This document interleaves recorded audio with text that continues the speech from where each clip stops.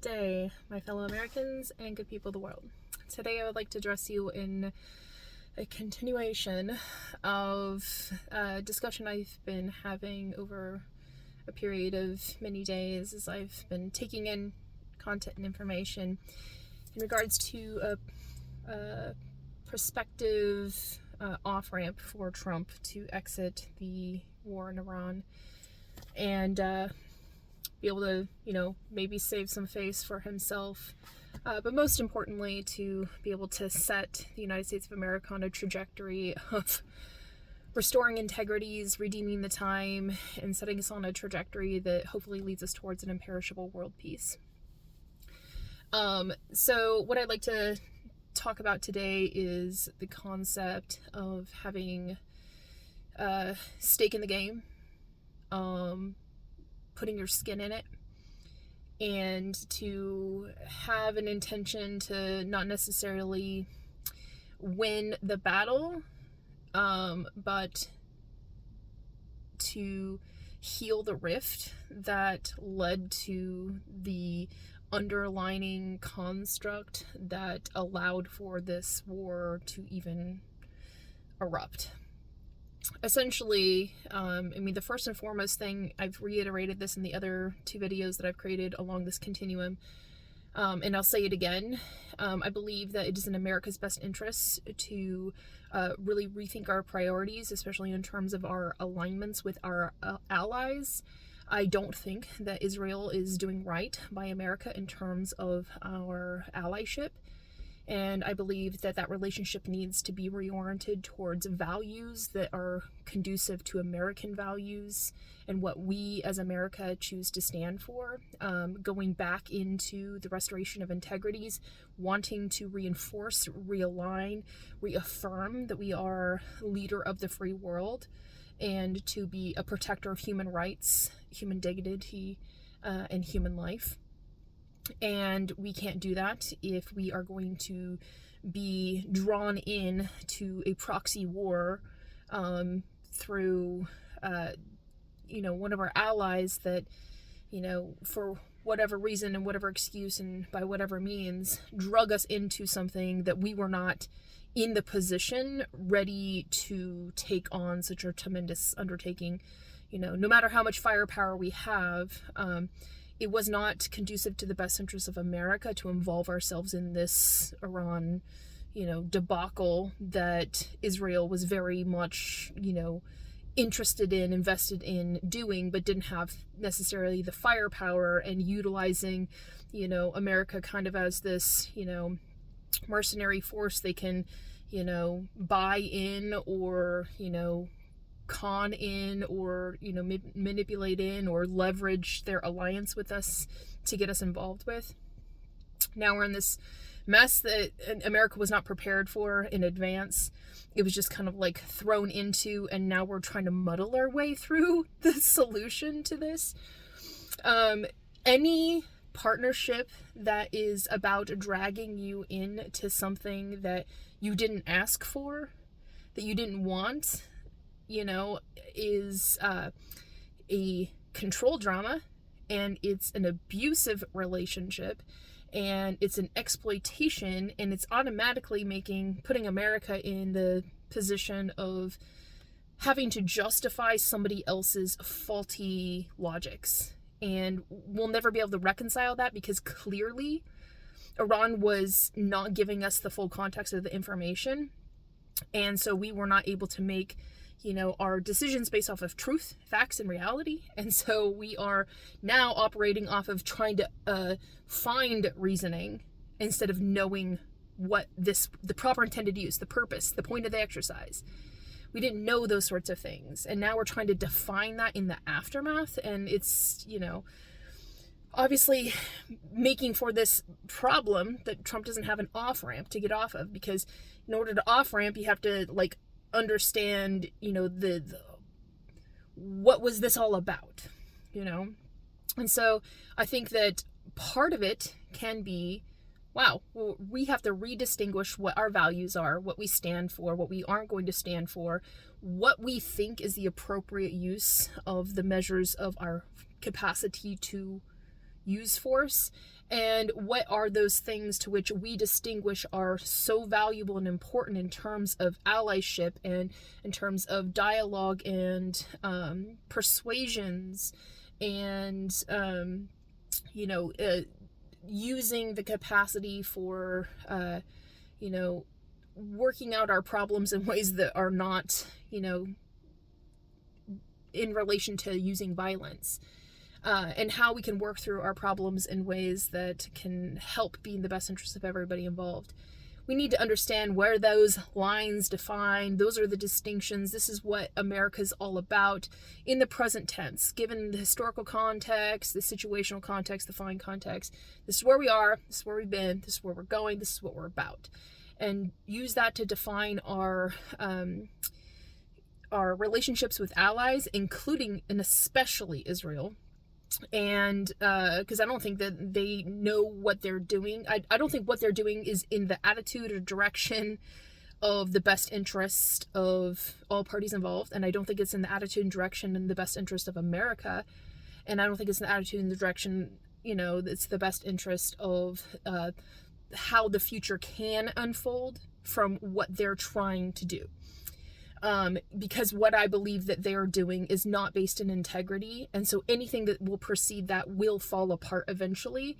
And so anything that we do that's based off of a precedence that they set, predicated off of their logics and their interests and their invested beliefs and whatnot, will never be able to lead to a peaceable conclusion for anybody, even for themselves. They're setting themselves up for failure, and I just don't think that they have soaked it in because they're just so blinded by their arrogance that, they know what they're doing and they're just going to go all in with it. And now they're dragging everybody else into it, and the whole world's suffering. This isn't somebody that you want to place trust in who is willing to ruin everything for everybody just because they're hardline, this is what we're going to do,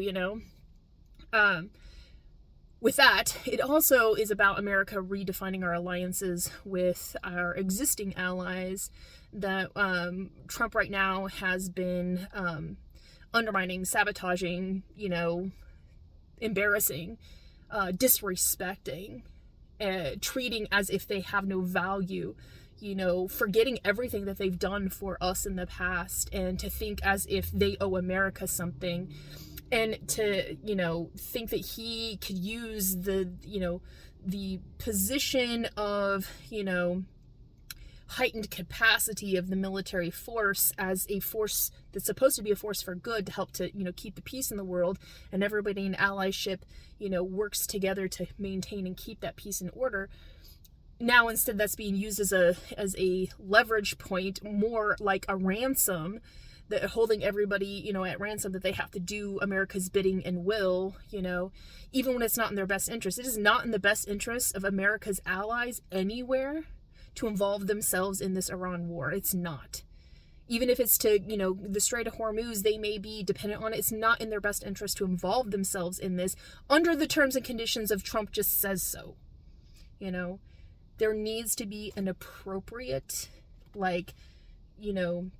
framework that's based off of sensibilities and logics and orientations of this can resolve, the actual problem that's underlining all of this. Isn't just the immediate choke point of the Strait of Hormuz being closed and the whole oil systems being, disrupted in terms of distribution, but also for the fact that there should never be anybody in the world that has such capacity to bring the world to its knees.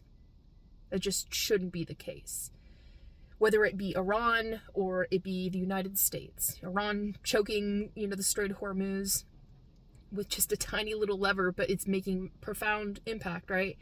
Or America having this huge lever of their military force to be able to cause this disruption and this chaos, because Iran, or Israel may have been able to inflict some damage, but they never would have been able to take on this, tremendous exercise without having America's assistance. And so it's kind of the most responsible party is America, and they should have taken responsibility to an ownership of itself to the point where it wasn't going to be able to be dragged in by somebody else, to do somebody else's bidding. We are not mercenaries, and that's how we're being exploited right now by Israel. And it's not Israel in general, lots of potential for good there. I wholly respect, the whole concept of Israel. I really, really do. Just you have misplaced trust in a bad actor with nefarious intent, and Netanyahu is deviating you from the course of a righteous path of integrity that can uphold your nation with integrity. So you might want to rethink your priorities there.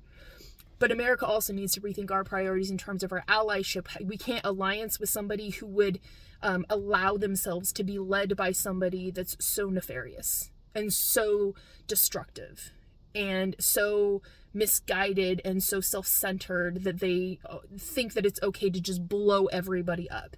And now that they got America on their side to be a mercenary, like, they're just going at it, this is wrong, fundamentally. But our allies need to have a sense that they can trust America. They understand where America is going with this, so they can get behind it and understand, like, this could, and again, this is part of the off-ramp, be a creative destruction. Destruction breeds creation. Where we don't necessarily have to find a legitimate reasoning why this began, because the more important thing is the legitimate, justifiable, sensible, reasonable, fair, right way to reach a conclusion. And we need to do that and offer that, distinguish that, more than just the reason why we're doing this. It's like, now it has to be about, this is how we are creating the, continuation from here. What next needs to be done from this point in time? That's what we need to focus on. And that's something that our allies can say, okay, you did what you did. We can't undo what's been done, but what we can do is know what we do from here to move forward. This is going to be, in the best interest of all parties involved. It's oriented to truth. It is about building goodwill and better friendships. And it is literally about understanding that this is what it's going to take in order for us to proceed forward with any sensibilities that this is good. This is going to be a good thing for everybody.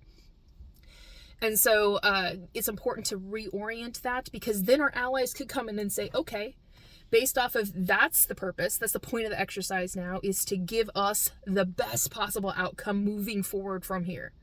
And what we're moving towards is based off of integrity. Then they can put stake in the game. They can say, okay, we can align with that. And so, yes, it would be reasonable to ask us to come in and do some part of, addressing the choke point of the Strait of Hormuz.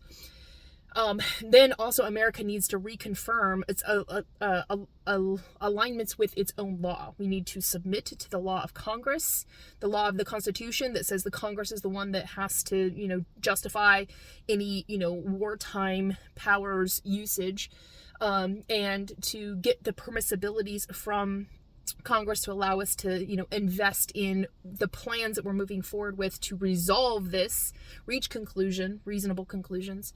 And then also for us to submit back into our relationships with NATO, use this as an opportunity to reinforce those relationships and make them stronger. Utilize this as an opportunity to submit to the UN, help to reinforce that structure in society, as our global society, because it is the thing that has the potential. It's not perfect, it's not fixed, it has corruptibilities, it needs work. But it's a good, rough framework that is malleable, adaptable, mobile, and efficient. And because of that, we can make alterations to help to make it more feasible in terms of getting, good outcomes, that could have a lasting impact to lead us towards peace. And we have to evolve that relationship, and America's relationship with it is the one that's going to be able to have the biggest impact, because America has been, the key player in the world for a very long time, especially after World War II. So we need to reconfirm that. We need to work intentionally to weed out the corruptions in the UN, better align that, make it more feasible so other nations see it as something that is constructive, that they have leverage, they have a seat at the table, stake in the game, they have a voice and it's heard, and it actually makes impact.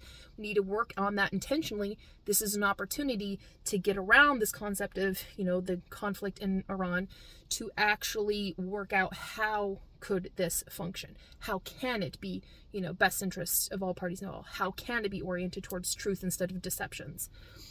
And then again, America reconfirming back to its constitution, defaulting to the constitution, aligning and abiding by it, and going into that place to saying, okay, Congress, we're all going to sit down. This is the objective. We need you to do everything that you do in your best interest to help us find a way to justify, legitimize, orient ourselves, get the public support behind this, give the logics and the reasoning, help us to weed out the fog that's there that has been the deceptive cover of, we don't really know why we're doing this, but we have to do it. And so, we got to cover smoke and mirrors, remove all that and to just bring it down on home to base and fundamental reality and truth, a shared paradigm that we can all agree on to say, okay, this is where we are. This is where we're going. This is the next thing that needs to be done. And to establish that and set Congress to work. It's their job to figure this stuff out.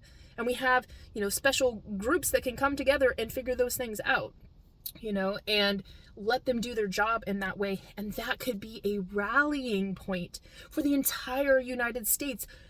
Nonpartisan, this is not about party sides or whatever. This is about the prospective future of America. And we need everybody to agree we have to take on our share of the burden and responsibility to move forward in a positive direction.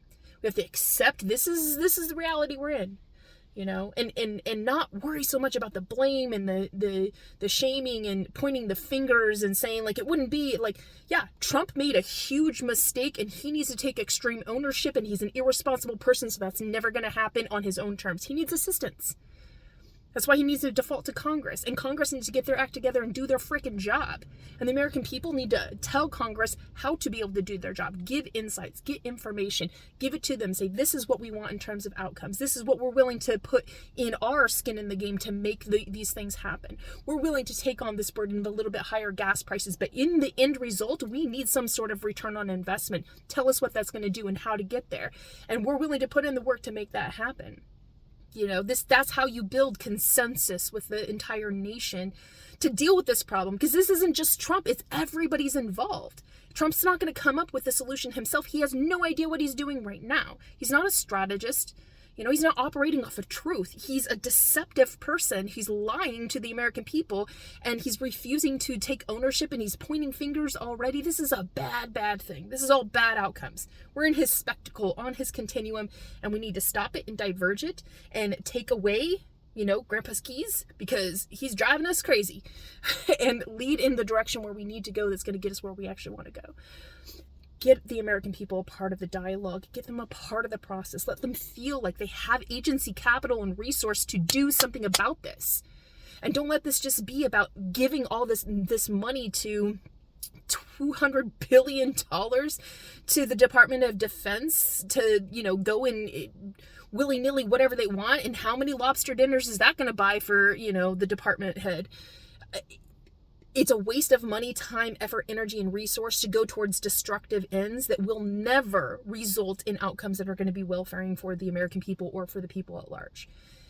So we need to come together in an ideal that can help us to resolve this in a way that's going to make sure that we come out of this way ahead than what we were before. And so what I suggest is something I like to call the Iron Maiden. It is a mechanization, this is an external mechanization that everybody can orient to and understand how to use this thing to create pressure points on Israel, the United States, and Iran to make sure that everybody's stop what you're doing. Stop the destruction now, and have those leverage points to kind of go in, encapsulating them within this system and having sharp ends that point at them to get them to stop.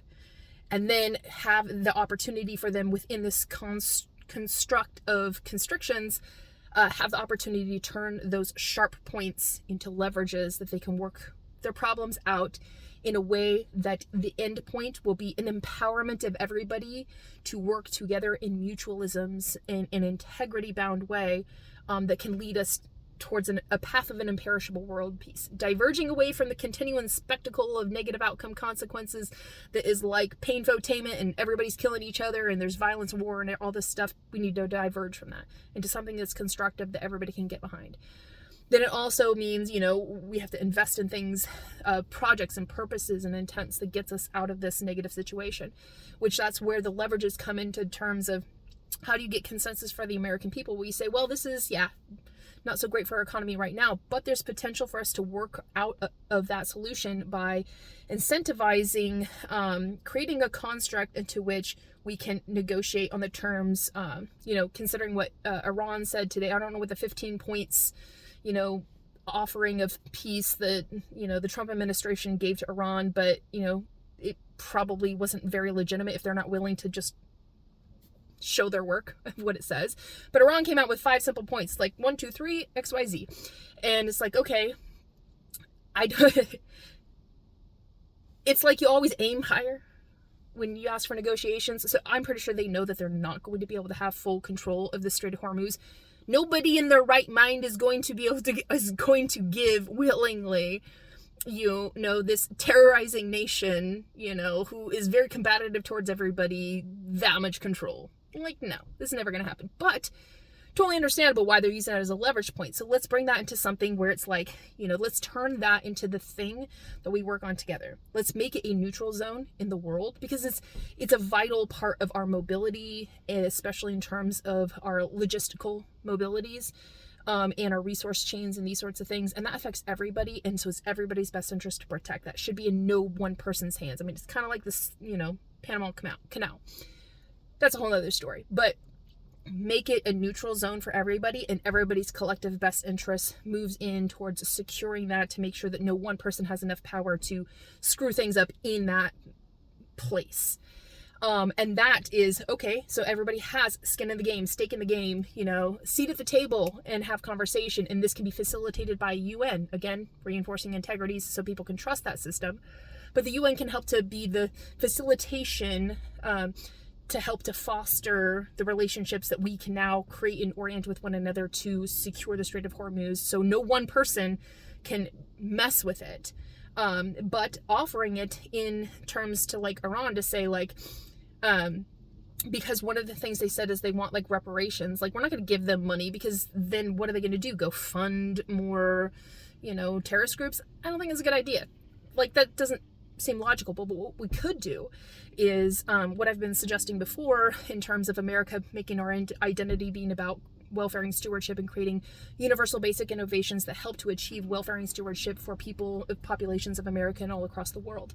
We can offer those types of innovations. They're like micro infrastructures that are very mobile, that can go anywhere, and essentially help to build up, reinforce infrastructures that can help people in times of distress and disaster and war torn and these sorts of things, until they can build up stronger, more stable, solid, permanent structures. And that can go in and it can help to get them able to help their people, which is all I care about right now. Like, I don't want to help bolster the regime, because I think they need to sort out their priorities as well. That's something we need to address, but we can't do it when we're in the point of contention. But we can offer an olive branch of a peace offering to say, we can work together. Here's some innovations that are going to help you to restore your people to wholeness, to help to make up for the fact that we did do destruction upon you, and then use that as an offering to say, like, we did wrong, we're going to do right by you. You know what I'm saying? And there's nothing wrong with helping out the people of Iran so that they can be restored to wholeness. In such a way that it also helps the government there to establish legitimacies that help the people to be more open and receptive to trusting in their government, at the same time allowing their government to get an off-ramp of being so extreme. And there's a lot more to work out in terms of like how that's oriented, but my ultimate goal there is to make sure that all nations do right by their people and do good for the world. And this is a way to be able to establish that. This also helps us to be able to, give that capital and resource and agency for all of our other allies to be able to utilize these types of innovations to help to build up their, robust infrastructures as a return on investment for the fact they are going to have to invest something into helping us secure the Strait of Hormuz. And it gives us all something to be able to work towards together and work on together and build something together. If we can be collaborative and cooperative and constructive rather than destructive, it's going to lead us towards the ends which we would ultimately want, which is we want people to be at peace. And respecting sovereignty and respecting people's, right to choose and right to live and the right to life. Go back to, the basic UN charter, guys, And again, that's why reinforcing that institution and taking away, the perversions where America has so much outsized influence in that, Russia has so much outsized influence in that it actually can't achieve the appropriate outcomes. So reorient that, and I don't think it necessarily has to be an entire overhaul of the system, but a branching off of establishing a construct within that order that is kind of autonomous in its own way. It's under the umbrella branch of the UN, but works autonomously in its own way that allows for us to have opportunity to work in mutualisms and to create a different type of alliance within the world amongst all global interests. Something I was reading today in terms of, Iran is saying that people in Africa are not willing to engage in what's happening in the Iran war because, they really can't afford to and they don't know how to. It's like, how do you get involved in this? It's no different than America's allies. How are you going to get involved in this? So it gives us a means for everybody across the board to get involved. Because it says, as long as you come and you pitch in and you're about this and you want to work on this together, you want to establish a world paradigm where everybody can live in peace, man. Okay, because you're willing to do that, we have an intent to help you to level up your life, to help to better take care of your people, help in level up your infrastructure, help you to achieve stability and, these sorts of things that lead to you not having to have such a, contentious type of, government structure, because it will be easier to control your people because they naturally fall in line with a natural governance. It's what is most natural to their sensibilities. Is like, oh, well, follow the law and the rules because that's, how good things outcome in my life. And it breaks up all of the, concentrations of power that lead to conflict, that cause violence, which just makes it impossible for peace to exist. So it gives an opportunity for everybody to build out integrities, infrastructures that help them to resolve their problems, that reduce conflict by eliminating violence, by giving people integrity-bound systems to be able to trust in, to rely upon, and to call upon when they need help to protect them from, bad actors with nefarious intent coming in and doing harm to them. This gives a sensibility to Iran where right now it's like America, you can't trust its word, especially when that word is coming from the, head of state being Donald Trump, who is his only negotiating tactic is bullying and exploitation and extortion type tactics. He's abusive and he's aggressive and he's threatening and he's domineering, and this man is weak, and so it's kind of totally offensive to say, like, the only thing that you have that's intimidating is the fact you can throw your weapons at us, because you as a person are not integrity bound and you don't scare me because you're weak. Without all of that, you are nothing. And so it's like laughable, and people are not going to take America seriously, and it's eroding trust and ruining relationships, and it's making it impossible for anybody to be able to invest in prospective outcomes that are going to be good. And there's no reason for anybody to come to the negotiating table with America on any terms and conditions. We need to restore that integrity by, again, taking the keys from Grandpa. Trump doesn't know what he's doing. He is leading us in a terrible direction, and we need to put him into check. And the best way to do that is to apply law, of the Constitution, let it do its job in terms of checks and balances of our government structure.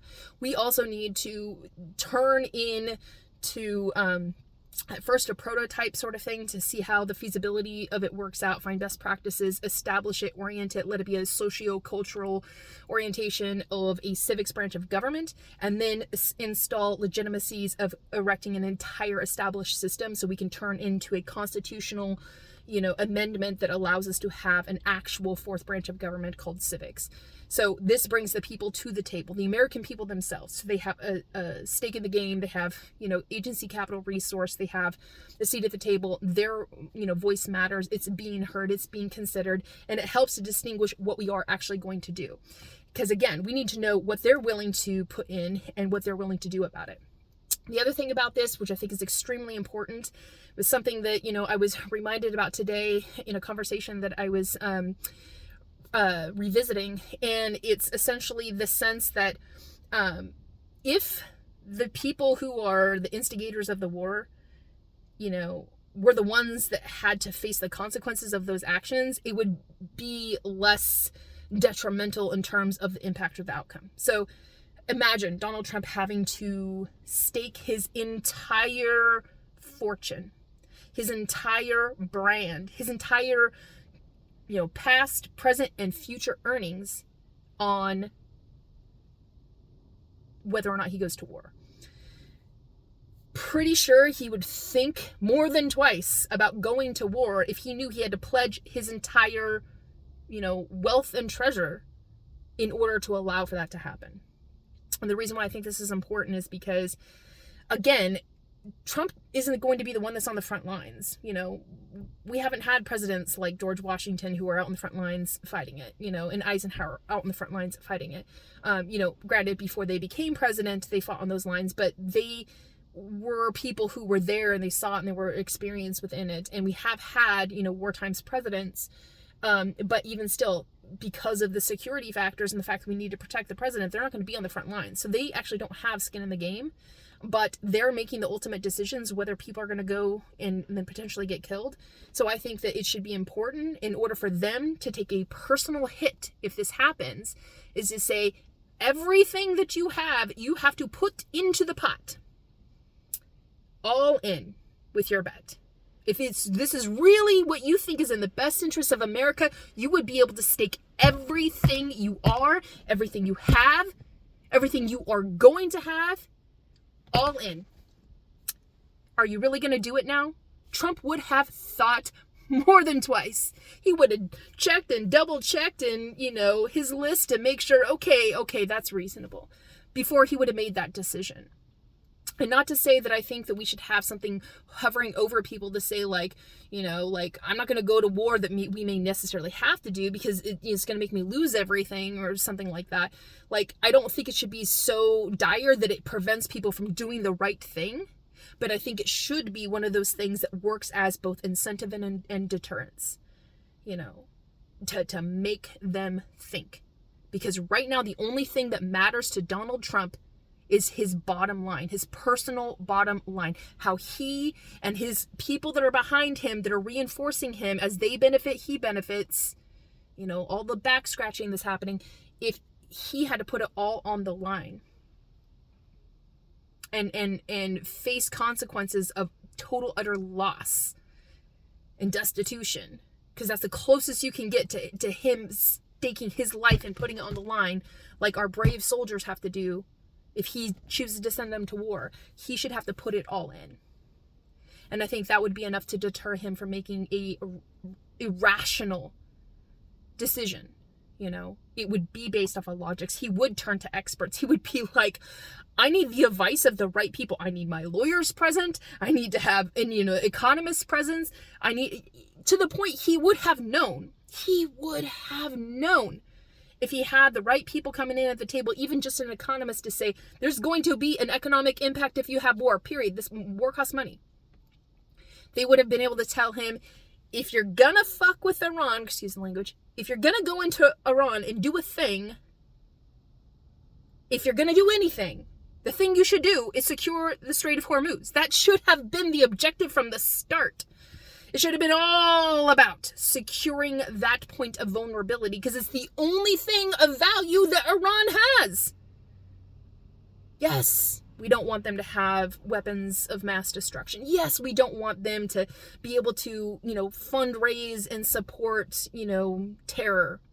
Yes, we don't want them to, be able to use their, forces against America because they have some sort of personal vendetta against us.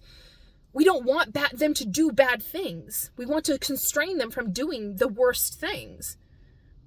But if you were going to go there and mess with them in any regard, the first thing you should have done is secure the one thing that they had as the highest point of leverage. Why was that not the first thing they thought of doing? Not just indiscriminately bombing here, and there, and whatever. Because even if, they left the entire embodiment of the Ayatollah as it was, pre-war in place, but they secured the Strait of Hormuz. Imagine the turn the tables leverage we would have had on them to be able to get them to change their ways. And then if they didn't change their ways at that point in time, fall in line with the just, fair, reasonable, right relationship with the rest of the world so that you're not a threat to us anymore, subvert them in that way, then you could have gone in and done a little something more extra. But maybe you wouldn't have had to have done that because you would have had the leverage point to be able to negotiate with them. If you didn't like the negotiation terms and conditions that you had prior to a thing that you were going to exercise and do, then you should have thought about, where's the leverage point? Where's the point to which we can uphold the highest leverage? It's not, take out, one head of a vast embodiment of their government system, because they're just going to put somebody else in that role. It is a deeply ingrained and embedded theocracy. You are not going to overthrow that overnight by just killing a couple people. People die all the time. The guy that was in charge before, he was already on his deathbed. He was out the door. And instead of allowing him to die in peace, and then for everybody have to figure out how they're going to, bring somebody else in, and would have given the opportunity for somebody more stable to maybe have a foothold to come in and change things a little bit, in a reforming type of way. And America could establish good relationships with whoever that potential person could have been, and man, things could have maybe possibly been a little bit more cordial between us. Instead, just blow everything up because Israel says we need them all gone because we got to dominate the world. Like, are you kidding me? How do you ever think you could potentially have a good outcome towards that? You can't. Going to war and warfaring will never lead to welfaring, and that has to be the ultimate goal. But this is where we are. These are the cards that we were dealt by these terrible leaders, these bad actors with nefarious intent. They have no idea what they're doing. They're mindless radicals. But we have power, we have agency, we have capital, we have resource, and everybody needs to have a seat at the table and to make a difference. The American people need to be all in. We need to build consensus around solving for this stupid problem, this mess that the president made for us and all his party members have made for us, and they're reinforcing because they got to justify, No. We got to do what's right by the American people, establish a situational context by which we can operate in that's going to lead us to good outcomes that we would actually want. And we have to be able to start thinking about what our relationship is going to be with our existing allies, how we're going to mend the ones that are actually valuable, and how we're going to, distinguish a lot of degrees of separation from those who obviously don't have our best interests at heart, who are setting us up for failure. And then try to establish a relationship with Iran that can lead us to more cordial ties. Because as radical as everybody says they are, when I listen to the foreign minister, there's sensibilities to that person. There's logics there. There's somebody that you can negotiate with, because ultimately, they don't want to have to worry about diverting energy, time, effort, money, resources, all this stuff to fighting wars. They benefit off of stability. They benefit off of their people being, settled and at peace. It helps them, and it would be in our mutual best interest if we can find a way to find a mutual accords so that we don't have to worry about them being an aggressive threat to us. I understand they've done bad things in the past. That doesn't mean it has to be that way in the future. And that's the way in regards to everybody.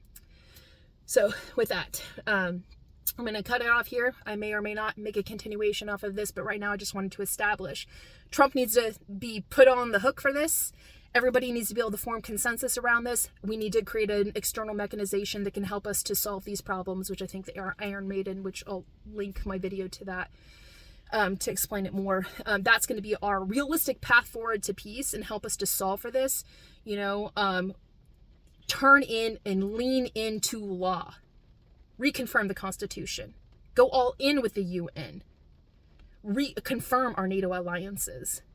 and establish that the whole point of the exercise is to make sure that we respect all lives, we respect sovereignty, we find a way to work and move forward in solidarity towards a realistic path of peace on a continuum of an imperishable world peace, and invite everybody into that welcome situation that they can thrive on.